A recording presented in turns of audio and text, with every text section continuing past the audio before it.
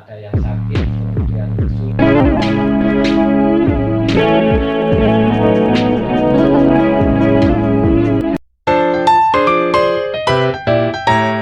Assalamualaikum warahmatullahi wabarakatuh. Waalaikumsalam. Selamat siang sahabat inspirasi.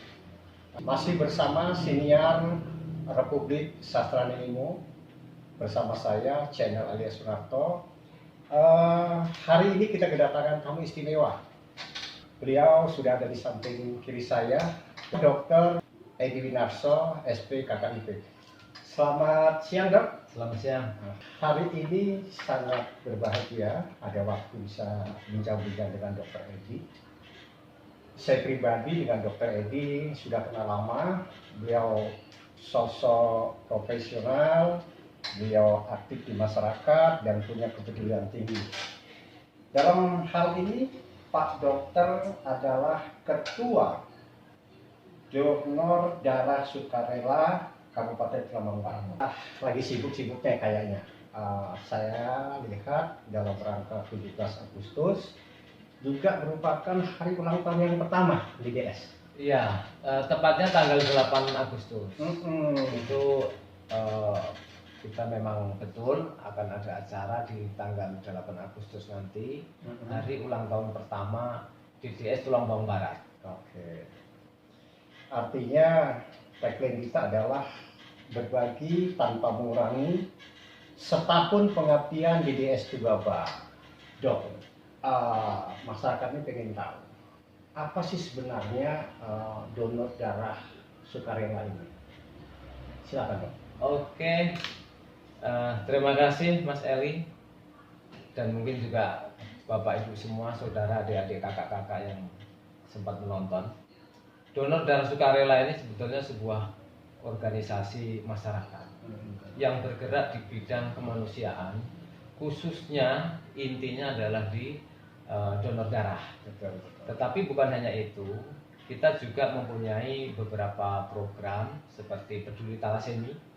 Kita mendukung pasien-pasien yang talasemi ini karena mereka kan memerlukan donor itu rutin setiap bulan. Kemudian juga kita ada program pendampingan pasien, di mana ketika ada yang sakit kemudian kesulitan untuk ke rumah sakit, dan itu banyak. Jadi walaupun sudah punya BPJS, dia nggak bisa berangkat karena masalah transportasi, masalah akses, masalah waktu, siapa yang nunggu dan sebagainya. Nah, kita berusaha mencarikan relawan untuk membantu mereka. Kemudian juga ada penanggulangan bencana. Nah, kita berusaha peduli kalau ada kebakaran, ada kemudian angin puting beliung gitu di Bapak. Kita berusaha untuk mengarahkan relawan juga untuk membantu ke sana. Kemudian juga ada program namanya bedah rumah. Ini nggak bedah rumah seperti pemerintah, tetapi ketika ada rumah yang tidak layak huni, kita sekuat kita mengumpulkan papan, mungkin material-material yang bisa untuk membantu memperbaiki lah. Kalau bedah rumah pemerintah kan ada anggarannya. Kalau ini kan hanya relawan yang kemudian mengumpulkan, yang punya kayu siapa, yang punya paku siapa, kemudian kita bantu bersama-sama. Ini benar-benar kerja sukarelawan ya, Dok ya. Betul, sukarelawan. Apalagi untuk wilayah Tulungagung Barat yang kita punya daerah agak jauh, tentu kita membutuhkan relawan banyak. Saya lihat dari beberapa postingan di Facebook, ya, teman-teman DDS Tugaba ini punya akun Facebook juga, namanya DDS Tugaba, ya, Dok ya. Oke. Di situ beberapa postingan aktivitas mereka yang tadi dikatakan Dr. Edi terkait dengan bedah rumah, kemudian pendampingan pada pasien thalassemia, bahkan merujuk ke penanganan lebih serius.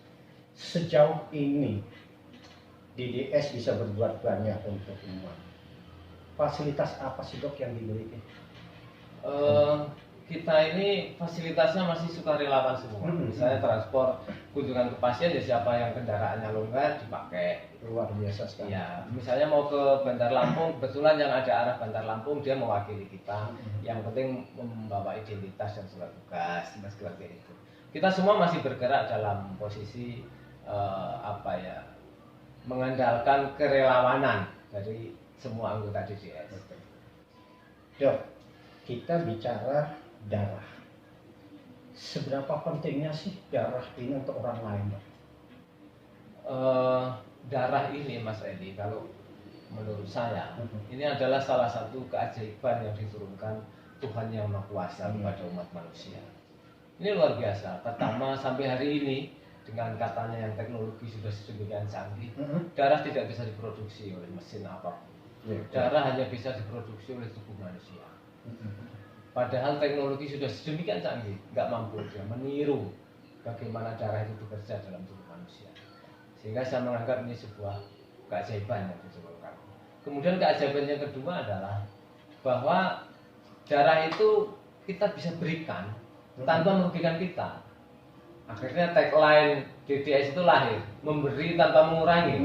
Karena ketika kita memberi darah kepada orang lain, harusnya kan berkurang sesuatu dalam diri kita. Tetapi pada kenyataannya, orang-orang yang sudah mendonorkan rutin darahnya itu justru semakin sehat. Penyakitnya pada hilang. Dia tidak pernah lagi berkunjung ke dokter ataupun rumah sakit. Sehingga tagline kita itu berbagi tanpa mengurangi. Sebetulnya inspirasinya dari situ. Oke. Dok, untuk menghimpun darah dari masyarakat,